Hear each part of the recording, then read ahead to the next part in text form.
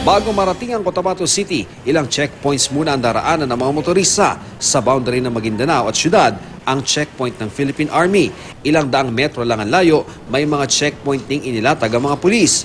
Nasa ilalim ng COMELEC control ang lungsod para sa plebisito ukol sa Bangsamoro Organic Law sa Lunes. Kaya mas hinigpitan pa ang seguridad kasabay ng umiiral na martial law. Kamakailan lang, isang improvised explosive device ang sumabog sa isang mall ng syudad. At nito lang January 11, isang nais magpasok ng IED ang napaslang sa boundary ng syudad at Maguindanao. Sa tingin ng 6th Infantry Division ng AFP, ang breakaway group ng Bangsamoro Islamic Freedom Fighters ang may kagagawa ng mga ito.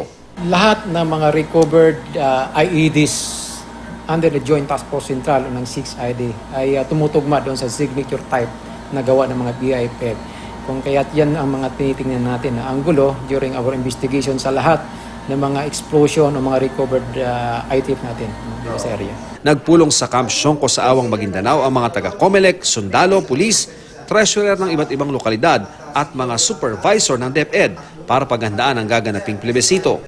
Para sa unang balita, Ian Cruz reporting.